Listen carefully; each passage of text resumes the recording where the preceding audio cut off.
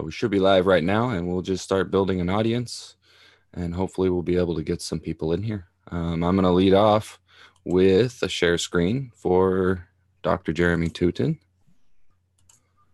so that we can get to know him.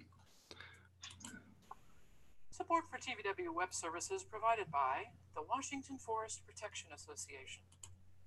Can you guys hear it okay? I'm Dr. Jeremy Teuton. I've grown up in Washington State. Yeah, turn it up. High school and attended college in Seattle. And now I don't see this shared screen though. I'm running to be Washington State's next senator to represent There it goes. all of us. With your support, I will work to fix our government. We have all seen the mess our system has become. Our founding fathers saw how it could be too. They cautioned against political parties, knowing it would divide our nation. Today, our would-be representatives show that party loyalty is more important than loyalty to their country and those people they represent. The crucial responsibilities to listen to your constituents, present clear solutions, and act with the people's support have all fallen in the face of private meetings with lobbyists, political strategists, and even party leaders. By not bowing to one party versus another, I'm not leashed to their obligations or pushed to focus near exclusively on money and fundraising instead of the job. A major focus of my campaign is money, how campaigns are funded, and our tax code. Both are twisted problems in our system. I'm running for Senate without asking for money. It is my belief that campaigns have become a way to buy legislation and future favors. No one should support a candidate who complains about money in politics while taking full advantage of the current corrupt system. I've taken the stand that if you cannot vote for me, I cannot accept your money, and I will fight to make that federal law. A candidate that takes money from anyone who cannot vote for them, including corporations, lobbyists, national political parties, and out-of-state donors, cannot be trusted to truly represent the people. In order to show the people you are listening to them, the system needs to be straightforward and clear, so we can see how our government is spending our money. I am not only proposing an overhaul of our tax code, I have a solution. In my plan, all income is treated equally, and one tax replaces all federal income tax, including payroll and capital gains. This code is simple and clear-cut so people can see how their money is being taxed, how it is being spent, and can put their weight fully behind their issues. Those issues would be better understood if our elected officials were not artificially forced to remain in Washington, D.C. Those who are elected should be surrounded by those who elected them. And Washington State has heavy issues at hand. While we have supported wind, hydro, and solar energy, along with biofuels research, we must keep up our momentum to protect the environment and drive new energy jobs. I drive a plug-in hybrid, have solar panels made in Washington on my roof, share a friend who drives an E85 fueled race car, and I know there's more to be done. I will work for us and our land. But we do not live in isolation. I believe in free trade, but I also believe in fair trade. Free trade should not mean that American companies are punished for protecting their employees and the environment by forcing them to compete with companies and countries that do neither. I will work for and support policies that enforce an equal standard in trade and encourage American companies to insource. I will also work to improve our nation's health care. The Affordable Care Act is a decent first step, but it was distorted by political games and corrupt dealings.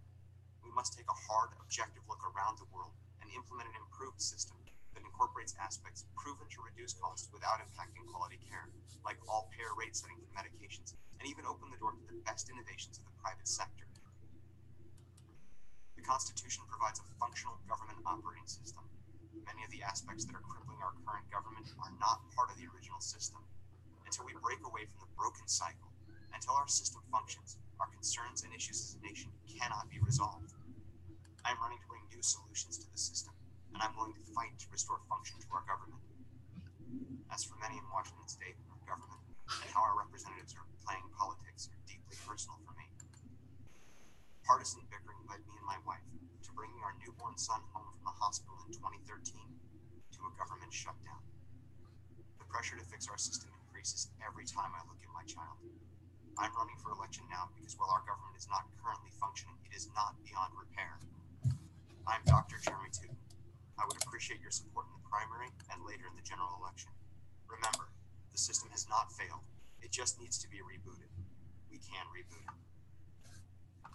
Support for TVW web services provided. All right, great job. I didn't think it was that bad. Well, I've learned several things from that campaign. First is to not ever allow myself to appear both that wooden and angry in a video. Second, I did get a little angry towards the end of that. When the issues of bringing my child home, my wife and I waited to have our first child until I had a stable job. I work at a federally contracted facility, so my job is directly chained to federal funding. So having waited to start our family until I had a stable job, I went to the hospital with my wife. We brought home a healthy baby boy, healthy mama, and my job was at risk, not for any national crisis, not for anything important, but because of political dysfunction, had literally shut down the government for several days. So the anger is actually palpable. When I talk about how the sense of urgency grows each time I look at my child, now I have two, and it literally is more than double. I'd like a world where they have a chance to grow and prosper, not as effectively indentured servants to any, assuming they can even afford to get into college. So there are tons of issues that need to be addressed. I start very hard with money. And the reason for that isn't because I think the tax code is an exciting thing to discuss, isn't because I think a lot of people even really care about it. It's confusing and complex. I think that that's one of the symptoms of why people aren't engaged in our government. I think a horribly complicated tax code means people just sort of suffer through it and disengage. That's their primary contact with the government. And if that's one could say it's almost meant to be that way. It is. It is. It leaves you with two sensations when you finish doing your own taxes. I do my own. My wife and I's taxes are not horribly complex, but even with a PhD and spending a fair amount of time looking at them, I am never fully convinced that I've got it right. Never. I always live in fear that I've made that mistake that's going to have somebody show up at my door either with a big fine or with possible jail time. At the same time, hear about not just hear about, but how do you not have a sensation of beating the government if you're told you have a tax bill of $100,000, $200,000, and you hire a professional whose job it is to use every loophole, every twist, and he comes back to you and says, you only owe 50. How do you not feel that you've beaten the government, that the government is stupid, that your guy helped you outsmart the whole government? Those two dichotomies, so the person who does their own taxes or has their taxes done and still has to live in fear that they've screwed it up because it's so complex, and the person who had somebody else do it for them, or maybe they're just brilliant themselves, and feels that they got away with outsmarting, with conning the government out of a huge chunk of money. Neither of these things instills any kind of trust or interest in the government. Neither of these things leads people to further engage with what they feel is a functioning system. So that's one of the reasons I focus on the tax code. If you had three main topics, what would they be? So first, and I think every progressive agrees with this, you can't address really any issue in our government until we stop having pay-for-play politicians, until we get money controlled in how people are elected, how people raise money. Not only will they have time to actually do their job, as opposed to calling people and begging for money, but even if all currently elected politicians just stop taking money today, the backlog of debts that they've accrued, the backlog of favors that they owe, and the fact that the majority of them have positioned themselves so that there will be money for them outside of office as lobbyists, as consultants, once they leave government, these two things mean that they're not representing the people. So that's the first issue, is money. Second issue is one that's a little esoteric to me. It's, I think representatives should physically be present in their districts and in their states the vast majority of the time. We live in a world where Bill Gates could go to Bangladesh and visit an ATM and pull out a huge pile of money, and that's absolutely secure. That can be done. We live in a world where a president of the United States could be on a plane over Central Asia and conduct a war securely. It would be horrible to do, but they could give and receive that intel and make those orders securely. We're all having a video conference. I'm on one side of the state. I assume all of you are on the wet side of the mountains at the moment. Correct. We can do this here. Why can't the majority of Congress's business, the House and Senate, be done remotely? They can have video conferences, they can have email chains, and they can even electronically securely vote. Yes, there will be many times where it's important for face-to-face meetings. There'll be many times where it's important for committees to be either in the same room or in a much better video conference than this. But those things are all doable. And not only are they safer than having every elected official bunched together in one place, they're also more cost-effective than flying people all over the country all the time. It must be convenient for Virginia's representative to be able to go home on the weekends, but I'd imagine Hawaii's representative doesn't enjoy the 12-hour flight back and forth. So that's two. And three is the biggest thing is connected back to taxes and the rest of our government is the deliberate complexity, the deliberate misuse of government that drives voters out of interest. The voter turnout suppression, blue no matter who, red no matter who, when Republican or Democrats talk about bringing out the vote, they're not talking about everybody. They're talking about getting their loyal blue no matter who, red no matter who people to the polls. They don't want independence. They don't want people who are actually going to hold candidates to their pledges, because then candidates would actually have to make reasonable pledges. They would actually have to make promises that were tractable. If our system were more trustworthy, if our government were not deliberately complex, more people would see that their vote has an impact, that the people that they choose to represent them, maybe they don't 100% agree with them, but at least they're reasonable human beings. When our government deliberately obfuscates bills by making them thousands of pages long and releasing them minutes before they're voted on, or compounding issues deeply inside, the Cornhusker kickback in the Affordable Care Act, or what people call Obamacare, is this multiple-page bribe. Instead of just outright saying, we're buying the senator from Nebraska's vote, here's how we're doing it, they took several pages to complexly say that same thing. The average person isn't going to be able to find that, read through that, and decide, hey, this is garbage, this shouldn't be done. The fact that the citizen would have to even dig into a bill to that depth, to understand that finite of a detail, when any reasonable human being could, one, write that in one sentence, and two, recognize that that's not something that needs to be in a bill, that can't be how our government functions. So that's the third issue, is restoring a government to a level of clarity, and not simplicity, but transparency, that gets people involved again, that gets people to see that their vote matters, that their thoughts matter, that they can understand what's going on. And part of that is also getting our society back to a level of trust. No senator can be an expert in everything. No congressman can be an expert in everything. So they have to be able to bring in experts and trust those experts and present to their people. Yeah, I'm not a nuclear physicist, but I sat on the committee and I discussed with nuclear physicists, and I agree, the current generation of power plants do need to be safely shut down. And if we're going to continue with nuclear, here are some paths that we will test and make secure in the future. If you're pro-nuclear, great, you're going to cheer that whether you understand it or not. If you're anti-nuclear, it's my job to explain why both I'm against the current nuclear regime. The way we do power plants in this country is horrifically out of date and unsafe. But I'm also for continued development, because I believe every dangerous technology that humans use can be made safer, if not perfectly safe. Sorry, I got a little off on specific details, but those are the three. It's getting the government back to a functional state that people trust and are engaged again, and doing that as a deliberate act, as opposed to the deliberate act of forcing people out, of disengaging people by making issues boring and complex, by making the government appear untrustworthy. And that's, I think, deliberate by both parties.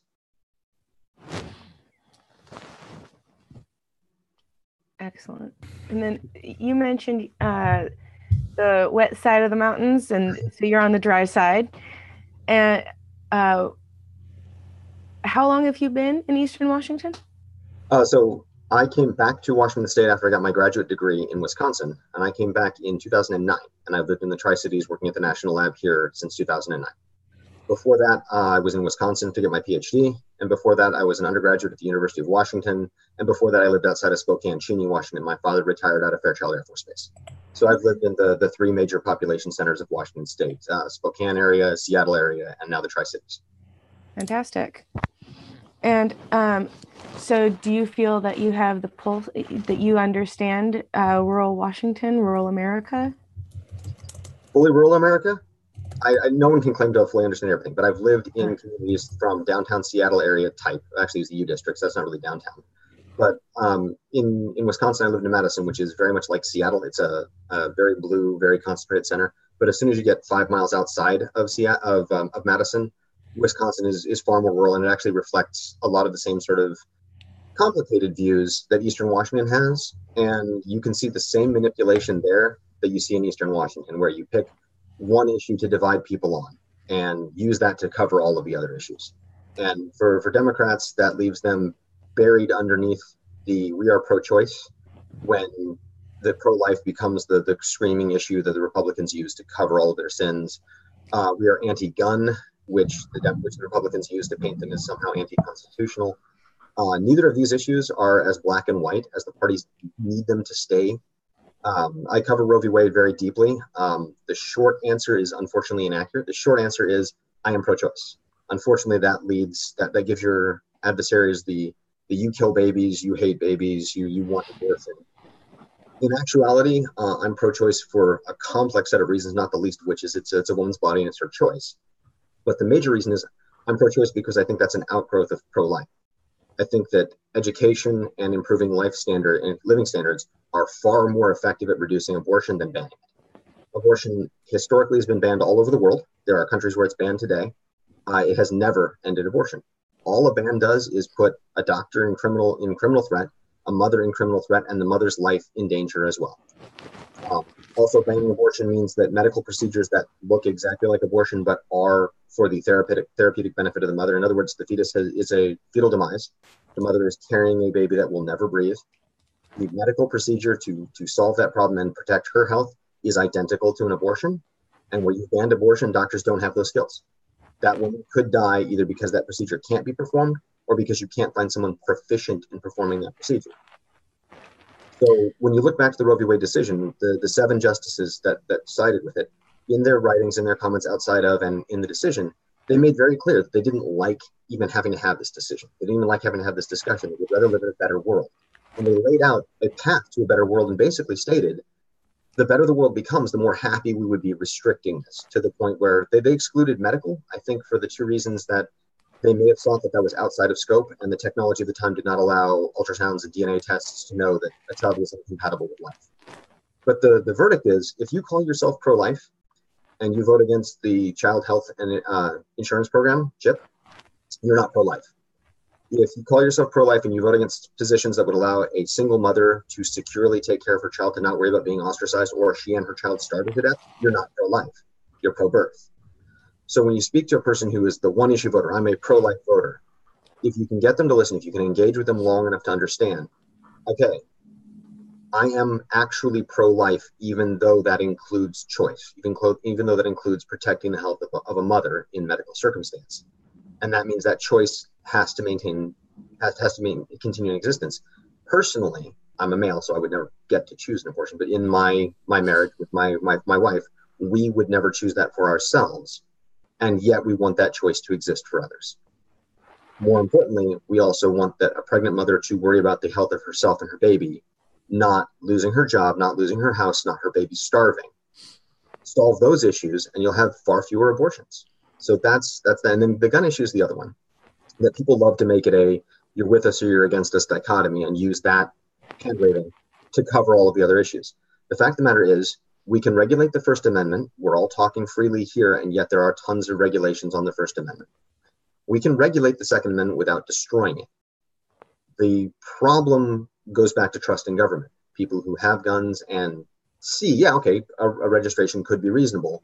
They can then immediately point to, but the rest of the government is horribly dysfunctional, I don't trust them, or point to specific cases where members of government have outright said, yep, it's a stepping stone. We're not even hiding that our goal is a complete disarmament of the population. So if you could get the people on the 2 extreme edges, let's see if I get my hands in frame here, the 2 extreme edges to just shut up.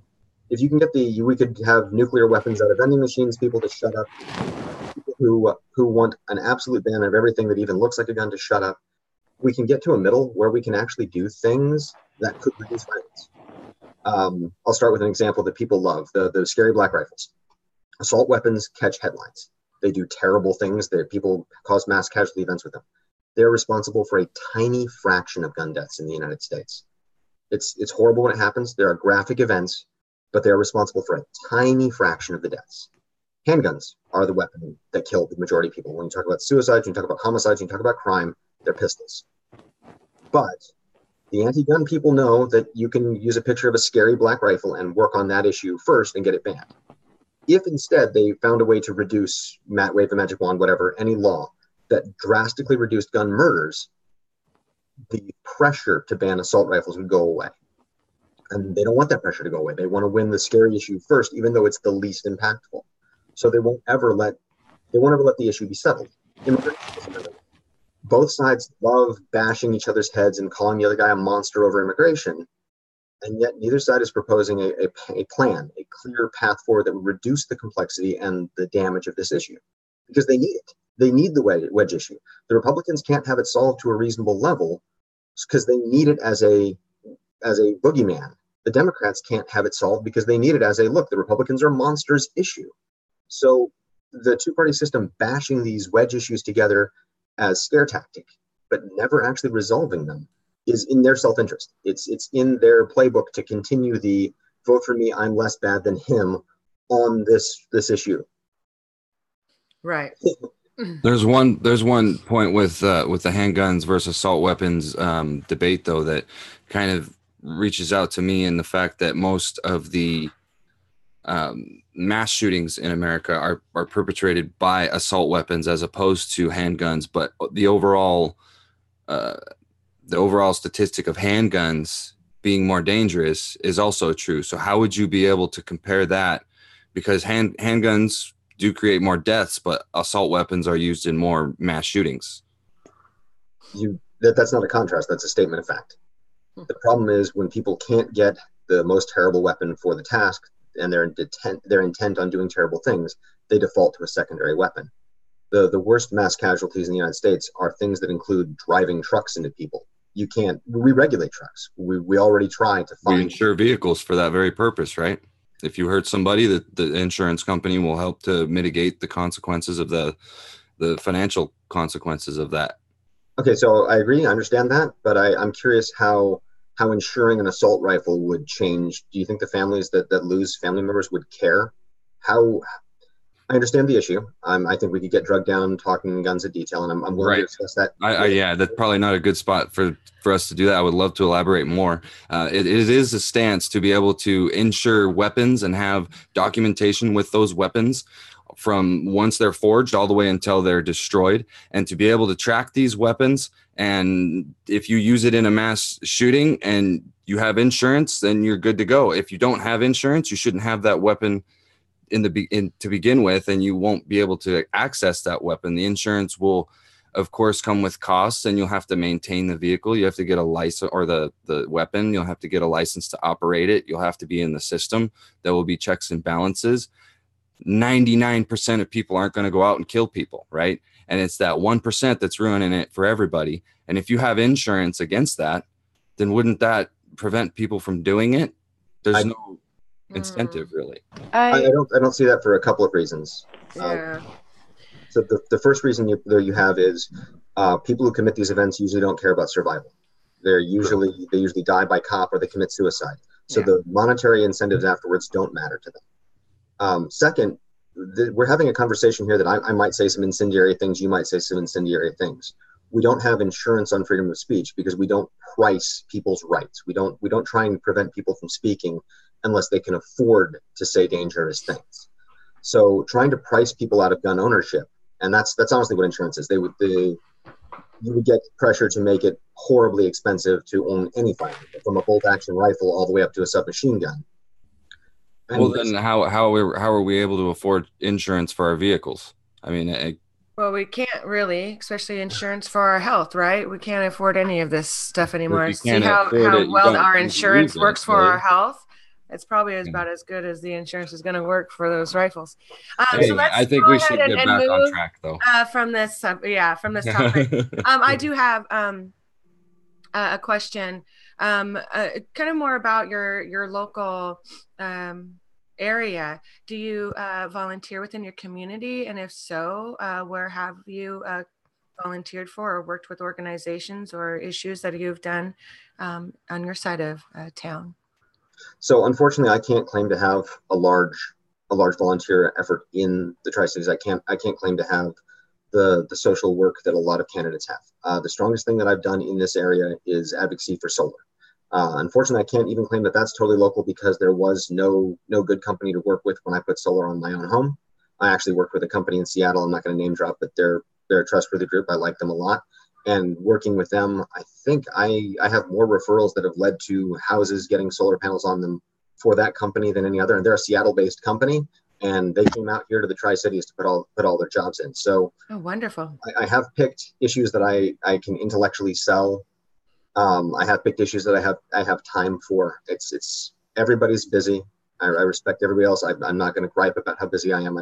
I have found, and in the last election, another lesson I learned is being a good father, a good research scientist, and a good candidate are 3 jobs.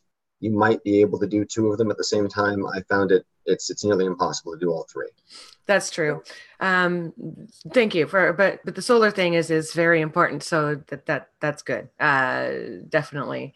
We need to get that going nationwide. Another thing, so have you heard of the American Anti-Corruption Act? I'm sure you've heard us talking about that. And have you looked into that? Have you signed on to supporting what the American Anti-Corruption Act represents? So honestly, I know I've read about it. I'm probably one of the signatures on any number of petitions for these sort of things. The American Anti-Corruption Act, I believe, is an attempt at an end run around Citizens United. Is that correct? Am I summarizing that accurately? No, it's provisions. It's actually a bunch of provisions. Kind of laws have been stripped away since the 70s, and it's kind of looking at putting those back into place. It's looking at getting ranked choice voting, open primaries, kind of fixing all the stuff. The Citizens United, they are going to be bringing that in as an addition to. What I'll do is I'll go ahead and send you the information to looking at it, but it's a beautiful thing. It's an anti-corruption. It's American Anti-Corruption Act. So I'm sure at one point I've read it through, and I think I've signed at least one petition for it. Every issue that you mentioned are things that I have on my platform that I've discussed, that I push for. I think the fact that we've, as a country, allowed politicians to define bribery as not bribery, to require an impossible standard of idiot quid pro quo before you can prove corruption, I think those things absolutely need to be reversed. I think it's another function of distrust in government, that we have government officials that have no problem exempting themselves from laws or defining a criminal act so tightly, so impossible to prove, that when a politician does it, it's legal, but it's bribery for everybody else. Courtney, do you have anything else? Let's see. Do you have any policy stances that differ greatly from any of Bernie Sanders' 2016 primary platform? I'm trying to remember the last time I read through his entire platform. We have finite details where I'm not in favor specifically of a number for a minimum wage. I'm in favor of a livable wage linked to inflation. So calling for specific numbers, 15 by 15 or 20 by 20, I understand the value of that, and I would support that, but I'm more interested in something that's linked to reality, scaled to inflation, so that the purchasing power of minimum wage isn't washed out by inflation. So there are very nuanced things. I'm trying to think of some other details in Bernie's platform that when I get down to a nitpicky detailed level, it looks like I oppose, but in general, I'm for. So phrases like health insurance is a human right. In practice, I agree. I want everyone to have. I think that we should be a single payer government. In the nitty gritty details, I don't think it's a right. I think it's one of the greatest things that a civilization can do for its people. I think that's how we show we're a truly great advanced society. You go back to when humans first banded together, we did it to protect ourselves from predators. At this point in society, humans do not allow a stray wolf or a stray bobcat to eat our children. We are now outside of the food chain. The only predators left that still threaten humans, aside from other humans, are disease and injury. The basic reason we first got together was to protect ourselves from predators. Those are the last two predators left for us as a society to protect each other from. So, again, is it a right? No, I don't have a right to tell a doctor he's got to treat me. But in a society, I want it to functionally be identical to that. I want it to be, I walk in with an injury, I walk in with a disease, just like the need for water or air, it's taken care of by the society that I'm a member of. That we have specialists in our society that can be doctors, because we have specialists that can make sure that there are roads that can get people to them, because we have people that are specialists that can keep the power on so the operating room has lights. This is the function of a diverse, specialized, but tightly woven society. So the answer is the same: socialized medicine. In practice, yes. I think that the word, calling it a right, unfortunately, is one of those wedge issues that you'll get people that, if they thought about it, recognize that it's a better thing, recognize that it's when everyone does well, everyone does well. It's better if your workers can all go to the doctor. It's better if your lawyer can get treated for any ailment that might cause mental injury, and he can continue being your lawyer. So it's the wording, it's the wedge issue wording. It's calling it a right gives people who have an emotional connection to limiting rights, to arguing that a right for you is a responsibility for me, and I don't think you get to tell me what to do. It gives them some ammo. But Right. when we talk about it as an outgrowth of, look, we're all better off when we all look out for each other, and that's what society is. You can't be a lawyer in a society where people can't specialize to make money to pay for a lawyer. If you do well as a lawyer, a doctor, an advertising agent, you want a society. I don't care how rich you are. Your money means nothing if there's no one to take care of you. There's no one to provide you food, unless you're going to stop being rich and start farming your own goods. You want society. Are there any other any other things that you would like to see socialized for the benefit, whether it be a right or just a general benefit for society? So I think basically the strongest argument for monopolies, the stronger an argument for monopoly is, the stronger the argument that has become a utility.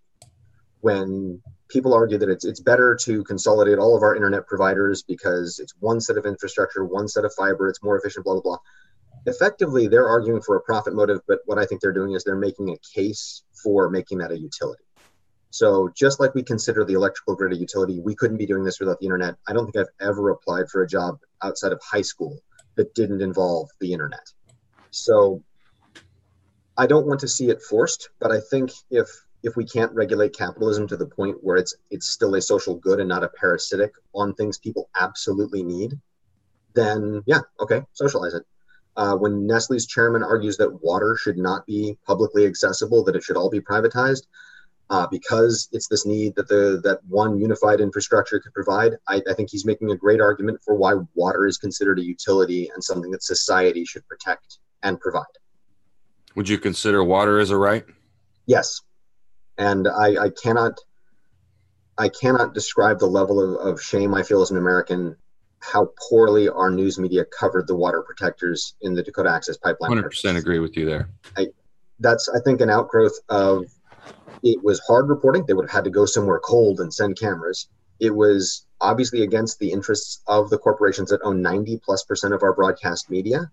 So they don't present news. And that goes from giant issues like safe water in the Dakota Access Pipeline all the way down to minor issues where all of the broadcast networks have spent the last several days discussing a president's horrible bigoted comment instead of spending some time covering the nuanced policy that is being done behind the cover of those horrible bigoted statements. Donald Trump is a rodeo clown. His job is to run around and distract the bull, namely us, while the other people in the background rob the country blind. And instead of reporting on the details of the tax policy, the details of what's leading to the government shutdown, where the differences in detail are on the Republican and Democrat position on DACA, instead we're reporting on the racist comments of the president. It's very true. That's what we're trying to break through, with some of the media stuff we're trying to work with, is getting these issues out. Because even in Tacoma right now, it's not really being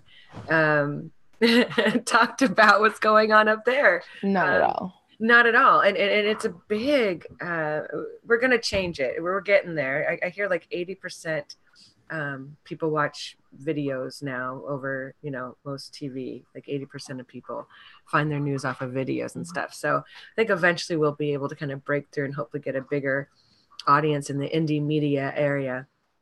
There's amazing talent out there that'll go into those front lines. And this is the future. This is the platform, right? So I have actually a couple of questions, if that's all right, Courtney. Oh, yeah. So I was reading through your healthcare section, and I really like it. And it is a little bit different, like you were kind of stating earlier.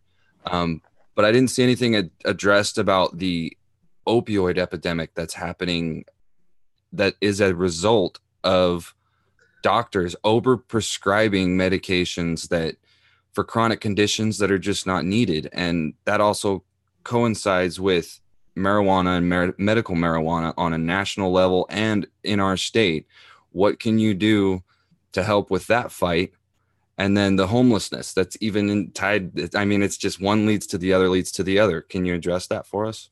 So you've covered a lot of issues that are horribly tightly interconnected. It's going to be hard to pick them apart. So I'll start honestly with the easiest one. First is marijuana regulation.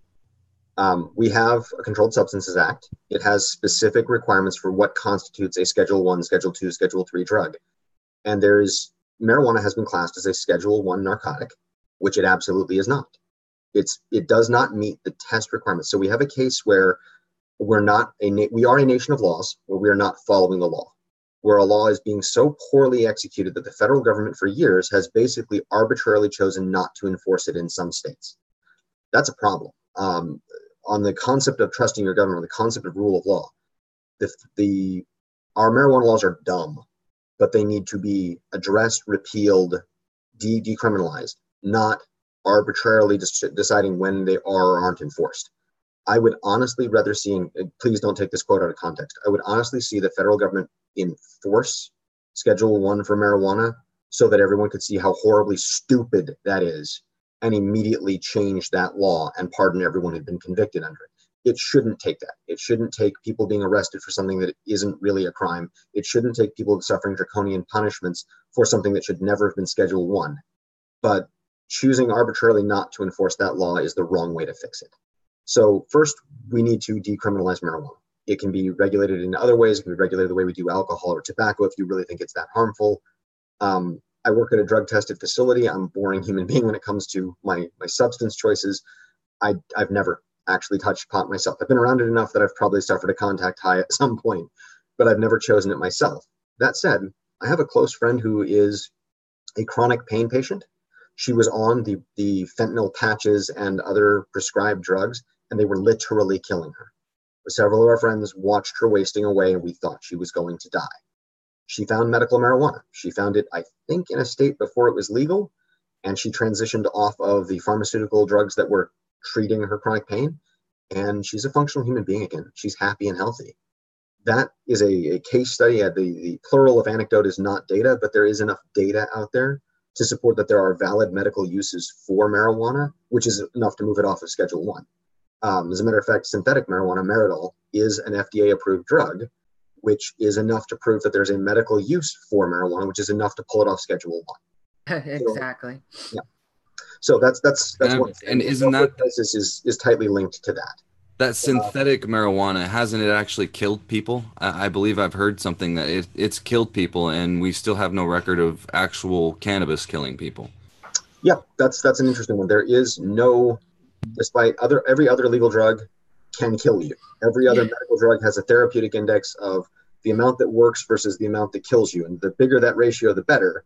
And the ratio for most drugs, for most medicine where it works versus the dose that kills you is actually pretty tight. To my knowledge, there is no therapeutic index for cannabis because there's no case of anyone ever dying from a cannabis overdose.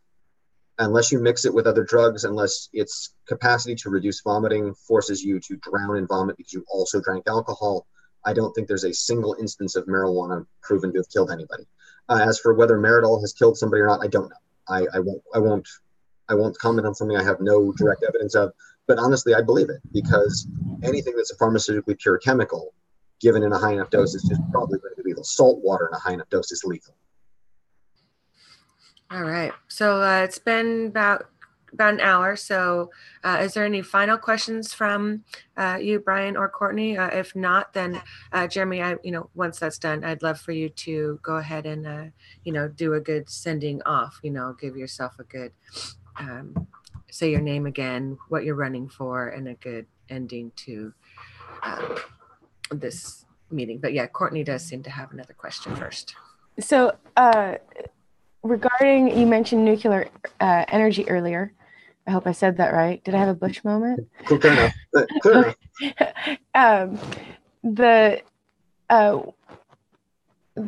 You say that there could be the possibility of making it safe or safer. What do you say with the information we have and the skills we have at this point?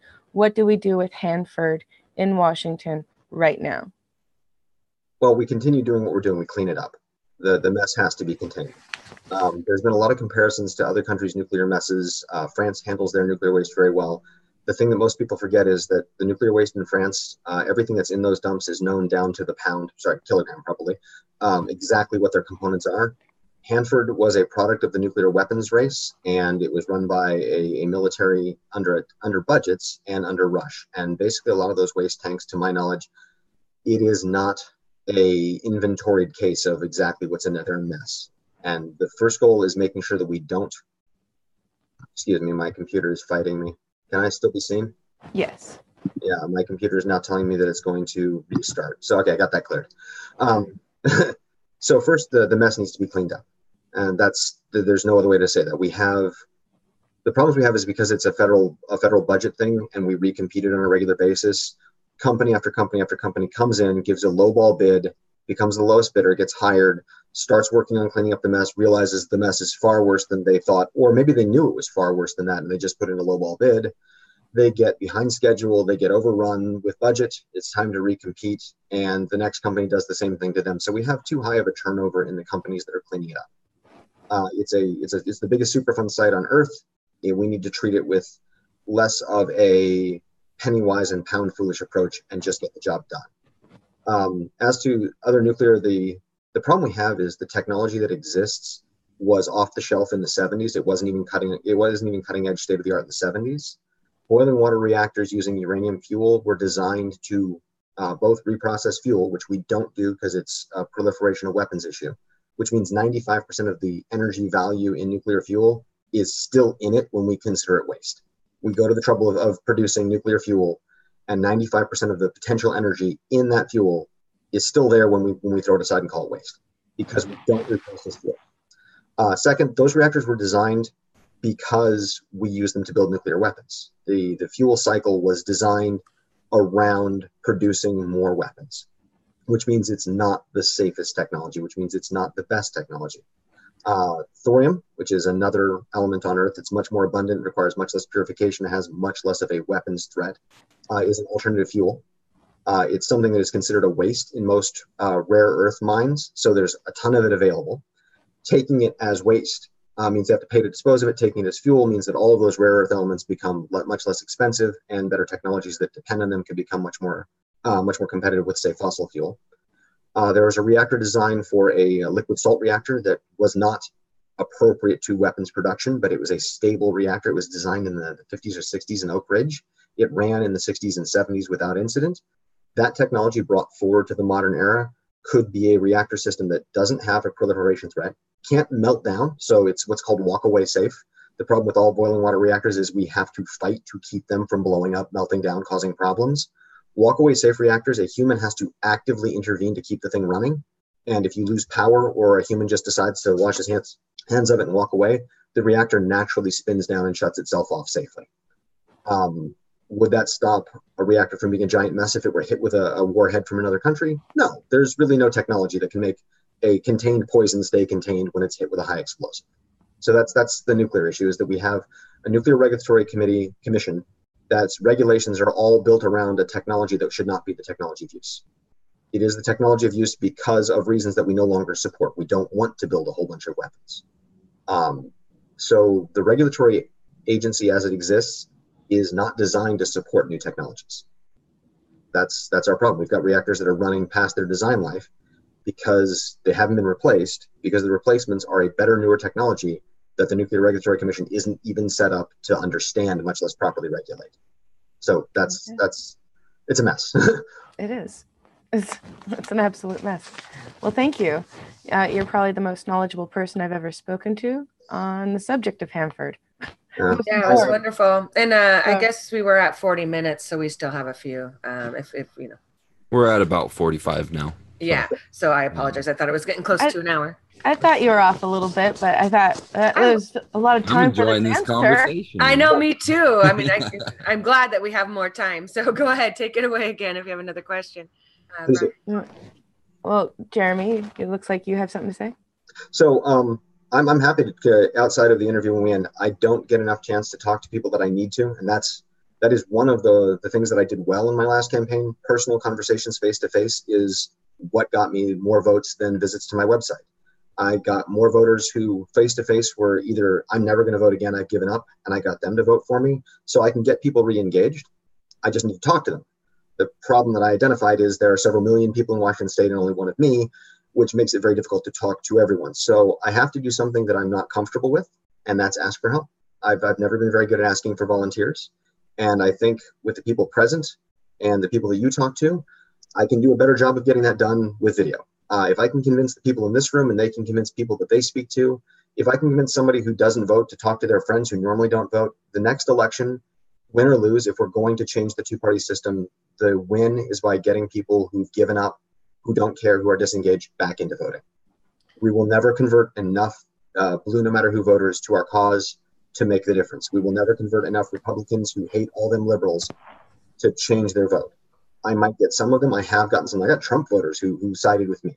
Now, there's a reason for that. They were Trump voters because they wanted him to destroy a corrupt system, but that's a different issue. I'm going to do something I was going to do at the end here. I'm going to ask a question none of you have asked that I get a lot, and I'd like to try and settle. I've been asked about the fact that I don't have a political track record. I didn't run for dog catcher, for mayor, for state senator before running for Senate. Why Senate? Why are you shooting all the way to the top? And one, I don't consider that the top. I think representatives are supposed to be drawn from the people. I'd like to think that I'm one of them. So I think there's the qualification right there. Second, why don't I run for local office? Why don't I run for House instead of Senate? And the simple answer to that is the issues that I'm aware of, the issues that I'm intellectually interested into and have dug into enough to be, I would arguably say expert, but not credentialed expert, are federal level. They affect our state as a whole. They affect our country as a whole. They affected me personally, so I've dug into federal issues. So that's why I've chosen federal office. Because one of the multiple prongs that I'm attacking is the destruction of the two-party system. I need to be elected not as a Democrat or a Republican. Being elected, even if I could win in this district to the House, gives me 2 years, during which time I don't think I'd be able to have enough of an impact. I'd be one of 400 plus voices as opposed to one of 100 voices. At the end of 2 years, I would be running for re-election, and 2 years is not enough to change the system. So even if I managed to get elected on a shoestring budget, in 2 years I would be facing a Republican and a Democrat party that as parties are intent on destroying a threat to their two-party hegemony, and I would be outspent so badly that it wouldn't matter. I would have no chance of re-election. I don't think every politician should be focused on re-election, but I do think 2 years is too little time to make enough of an impact to make a change. I think getting elected to the Senate makes it more of a national issue. It gets more people in more states to think, yeah, an independent can do that, can bloody the nose of the Republicans and the Democrats, can be elected in a safe blue state as a liberal, as a progressive against an apparent progressive. I don't ascribe to the, I'm not running to beat the incumbent. I'm not running to oppose the incumbent. I'm running to be the best representative for Washington State. Another reason I chose to run for Senate is because having lived across the state, I don't have deep, strong generational roots in any one part of the state. So while I think I can represent Washington as a whole, having lived more rural and more city center, having lived in all three major population centers, I think I'm a better representative for the state as a whole than I could arguably be against a true local who really understands the deep local feel better than I could, but doesn't necessarily understand how that contrasts across the state. I've been in rooms in Eastern Washington where people gripe about how Eastern Washington's taxes go to Western Washington and they don't understand the breakdown of the state. And I've been with people in the west side of the state who think that everything on the east side of the mountains is Republican ignorant territory, and that's absolutely not true. I think that we have people who don't understand that representative means actually listening to people even those who didn't vote for you, which means that if you're a Republican and you're elected, you automatically write off everyone who didn't vote for you when you think about who you represent. The same is true for the Democrats. But I also think we elect leaders, which means when you have an idea that maybe fits mostly with people of the state, but not all of them, even if it's an 80-20 issue, it's still incumbent on you to at least reach out, to try and be a reasonable human being and get that other 20%. Maybe some of them will agree with you eventually. Maybe some of them will grudgingly agree to disagree. Maybe some of them will always just dig their feet in and never care what you have to say, but it's incumbent on a leader to try. And I think when you look at issues that are national level, they don't try anymore. When the Republicans were pushing their tax plan that they wrote behind closed doors, that they did all these evil, dirty tricks with, instead of just pointing and crying about those evil, dirty tricks, the Democrats should have had a competing plan written in public that they could present to Republican voters, even before the Republicans brought out their plan, and say, see, this is what we're proposing. This is how it would impact you. This is how it would impact our country. And the Republicans won't even show you their plan. When they bring their plan out, if they've got this in it, great, you've already been sold on it. If they don't have this in it, you can see the contrast. But presenting and selling your issues, even to people who aren't in your camp, is one of the things that is incumbent on a leader. We don't have that. I have not seen that sales pitch from any elected official except Bernie Sanders. When I saw him running for office in 2016, I thought this is finally the point where enough people are going to wake to issues, enough people are going to be interested in the discussion of government, that we can get people that aren't blue no matter who and I vote party line. That's it. So that's why I've chosen the Senate. I need time. I think I'm a better representative for the whole state than I am for any one district in the state. I think that it is possible to have an impact more in the Senate, both psychologically in the state and across the country, and at a technical level as a federal agent, as a federal elected official, than I could have in local office, where honestly I don't have the credibility. I don't have the 3-generation history in this town, in this part of the state. I would also add that I think that Maria Cantwell isn't exactly doing her job of representing the people, and that might also be a reason to run against her, to keep her accountable for the views that she's bestowed upon us. That's not a question. She isn't representing the people. Right. The way she got into office, honestly, I envy the ability to loan yourself enough money to run for office without question. I don't envy the concept of loaning yourself enough money to run, and then after you win, holding public fundraisers and taking money from anybody to pay yourself back.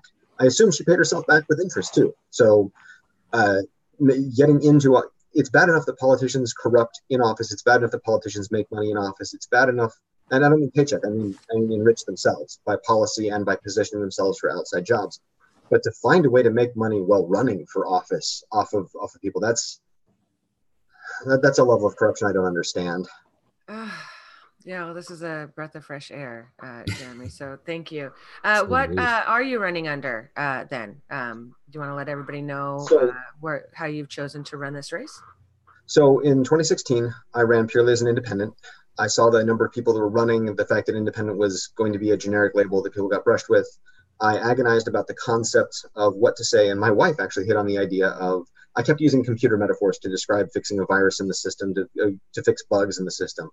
And she said, well, basically what you're arguing is, if you had to nutshell it down, reboot the system was my wife's idea. So I ran as a system reboot candidate, which is another way of saying independent. I am the whole party, my poor self. Since then, I've had enough contact from enough smaller groups that I have an endorsement from the Justice Party. This is, they call themselves the third largest party in the United States, and I think that's technically true, but at scale, it's Republican, Democrat, fourth, Republican, Green, and then Justice is a very small, but I have their endorsement. If I do not manage to get multiple endorsements, I will run as a Justice Party candidate. I have discussed with them that if I do get multi-endorsements, I will make clear who has endorsed me, and I will run as a multi-endorsement candidate. I don't know how to write that on the ballot. I may, with consultation, come down to one word. I might say multi-endorsement. I might say progressive left. I'm hoping for the Bernie Kratz endorsement. I have the Justice Party endorsement. I'm hoping for the Green endorsement. I'm hoping for Our Revolution. I'm not sure about Justice Dems. I haven't been able to get much contact with them. I'm a little leery of their funding model because it looks too much like PAC money, but I could be wrong about that. I need to do a little more work with them. I would like to be the Progressive Independent Party's ideal of a multi-endorsement candidate. I would happily take any endorsement that I agree with the majority of the platform of that group. I will not be taking endorsements from people I completely disagree with. Good to know. That's wonderful. I think the Justice Dems, you have to be within the Democratic Party. Right. It's a Dementer aspect. It's the Justice Democrats. So right. We do have to.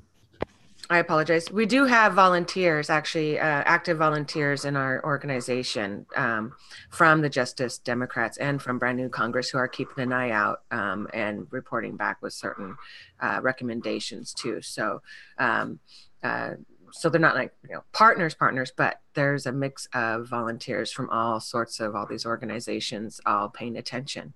That's good. From our experience with Justice Democrats as well, it's usually people nominate you to become into their what they're doing, as opposed to you wanting to join them, type of deal. That makes sense. I understand their model of that. I also have no objection to, there are local people that are running for office that are running as Democrats that I will be supporting, that I will be endorsing. I don't hate the label. I don't have anything against people of conscience who choose that label. I have a problem with the structure of the party that's top down. I have a problem with people who are told what to do from a national party and follow those orders. I have trouble with a national party that uses its purse strings to control candidates pushing down. When you talk about the Washington State Democratic Party, apparently has made great bounds since 2016. Apparently they have changed over their party leader. I haven't gotten a chance to talk to them too deeply, but I expect there to be decent people running for local and state office in the Democratic Party that I hope to campaign with. I hope to support, and I hope for their support. I will take the endorsement of individual Democrats, though I am absolutely certain there's no way the state party endorses somebody challenging the city. There's absolutely no way. That's probably not gonna. I see on the bottom of this window there's a chat window popping up. If there are people that have questions, I would love to answer more questions. I will take any. I've been trying to engage, and we don't have any really coming up. That's me just updating the group and updating Rhonda as to where we're at on our timeline. We're coming up to almost an hour, so if you could let everybody know how to get a hold of you and what other sort of deals you want to portray to people. Go on ahead. So I'm Dr. Jeremy Teuton. I'm a research scientist. I've never been elected to office before. I spent my life with the disgust of politics, but an interest in our government. My intent was to do my job, do my thing, and let the government take care of itself. In 2013, I brought my child home to a government shutdown, and at that point figured, okay, this is the wake-up call. There's no way people will tolerate these kind of games destroying our country. This is the point where the tide will turn. And I was wrong. As time went forward, I did not see anything addressing these issues. Another example is the Electoral College, where everyone sees that in multiple elections in the last 20 years, the will of the people has been overridden by, honestly, an arcane system. And instead of addressing it, our parties continue to ignore it because they think it'll be to their advantage. So I'm running because I don't see anybody else fixing the problem. I'm running because I want the America that was what I thought it was in high school to be the America that is for my children. Excellent. Thanks for joining us. Wow, thank you, Jeremy, a lot, actually. This was really, really good. That's why I love this avenue, to be able to really kind of talk to you face to face. People can get a better feel of our candidates. Would you be open, and this is something actually I was just thinking about and hoping with our new representatives that come into place, working on a way to bring this out to your constituents more often. So when there is some, bills coming up or things that you need going, maybe, doing an interview like this. I know it's hard to get around to all the areas in our, in our state. But opening this kind of avenue for more of a, feel of constituency between, our representatives and us as citizens. Yes, I think digital town halls are a brilliant idea. I think town halls were a brilliant idea that should actually be carried forward. That I think if as a representative, you are so poorly thought of that you can't manage to face the people you represent, you need to get out of the business. There will be some cases where somebody gets out of control or where they're hecklers. You'll have to deal with that. That's what security is for, and that's why you treat people with respect. I realized that you asked me to do something in the last chunk that I absolutely failed to do. How do people reach me? My Gmail address is drjeremyteuton.com. I have a webpage that still, unfortunately, needs desperate updating from the 2016 campaign. It is drjeremyteuton.com. I am at Dr. Jeremy Teuton on Twitter. Please follow, please share. I need as many people that are interested, especially in Washington State, to spread this as I can. I will be getting a CrowdPack webpage together. I have learned that it is impossible to run a statewide campaign on a shoestring budget. It's just not possible. So True. I will be getting that together in the next days. I will be getting my webpage updated, but I still stand behind everything that's on my 2016 campaign page. I do my best to answer emails personally. I don't have a staff, and I don't hand emails out to staff. I will do my best to be responsive to email. I can't promise rapid turnaround, but in the last campaign, I think 20 or 30 either direct answers or multiple back and forth conversations with people who found the web address. So that's how to reach me. I can be found on Facebook. I can be found on Twitter. I have a LinkedIn page, but that's probably not the best way to try and communicate.